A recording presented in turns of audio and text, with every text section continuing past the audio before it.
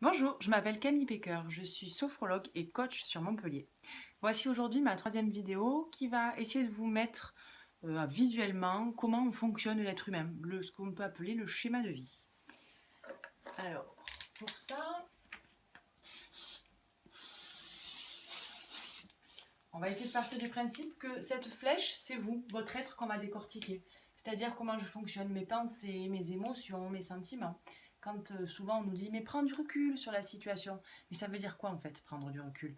Parce qu'on ne sait pas comment faire. On est emprisonné, on se sent obsessionnel avec notre idée qui est là et récurrente et on a vraiment du mal à sortir de ça et à y voir plus clair. Donc on va partir du principe que ça c'est vous. Je dis moi, comme ça vous correspond. Tout ce qui se passe ici autour, c'est ce qu'on peut appeler la vie.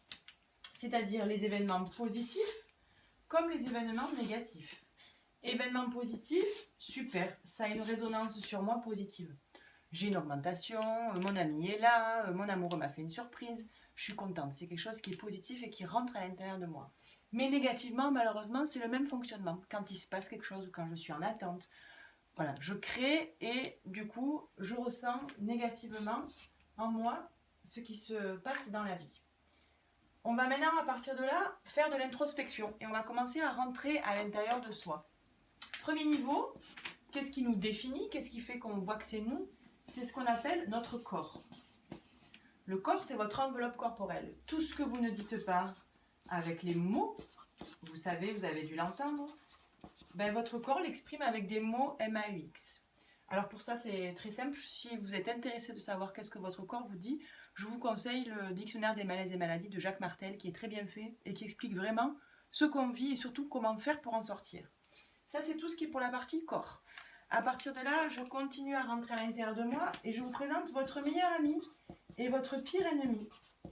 C'est votre mental. Le mental, c'est quoi? Ce sont les idées, les pensées, alors, positives comme négatives, on est d'accord. Essayez d'observer en vous, quand vous faites vos films intérieurs, quand vous êtes en voiture, quand vous pensez à faire votre film, est-ce que la plupart du temps c'est un film qui est positif ou est-ce que c'est un film qui est négatif? Ça va vous aider à essayer déjà d'observer ça et pouvoir le transformer plus rapidement par là. Dites-vous une chose, c'est que c'est vous qui êtes censé vous commander, pas votre mental. Dans le mental, on peut trouver quoi? Les doutes, les peurs et les masques.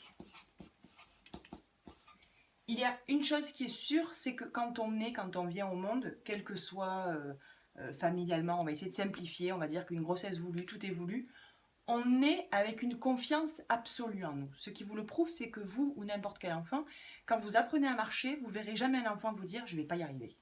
Donc ça veut dire que la spontanéité, la légèreté, la confiance, l'émerveillement du regard d'enfant qu'on peut voir, ça c'est quelque chose qui est quand même ancré et en confiance intérieurement. Ensuite, effectivement, à force de tomber, à force que les êtres autour de vous vont commencer à vous dire attention le feu, attention ci, attention ça, on commence à acheter des peurs et à acheter des doutes. Et c'est là où, avant de laisser votre spontanéité et votre instinct, vous allez commencer à rentrer dans la phase mentale de l'analyse. Donc il y a des choses comme tiens, j'irais bien courir. Ah oui, mais bon, il fait chaud, il fait froid, j'ai pas envie. Donc on commence à procrastiner, à remettre à demain, à plus vouloir se faire autant confiance intérieurement. Donc là, c'est tout ce qui est la phase mentale.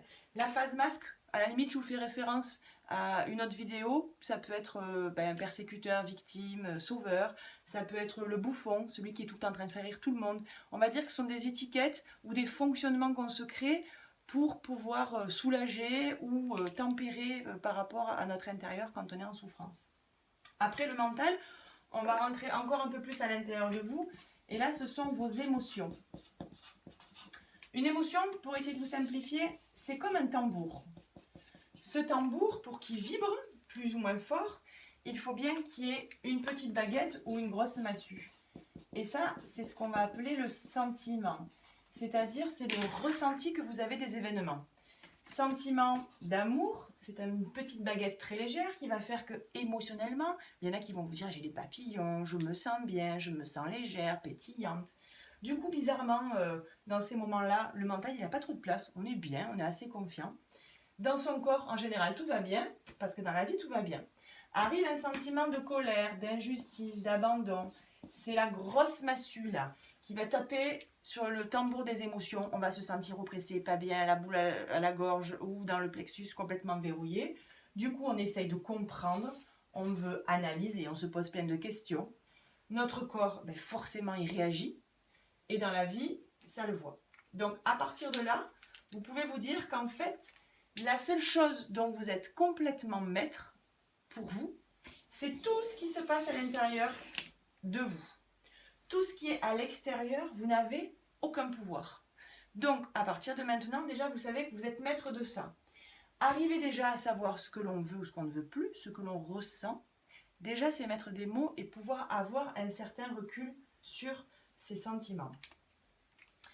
Mes petits zigouigouis, là, c'est ce que j'appelle tout simplement l'énergie de vie, qui fait que, vous avez vu, le corps humain, c'est quand même merveilleusement bien fait. On ne réfléchit pas pour respirer, pour que notre cœur fonctionne, pour nos poumons, tous les organes. Il y a quelque chose de vie qui est quand même miraculeux. Quand on voit, on se coupe, nos cellules se régénèrent, ça crée des anticorps.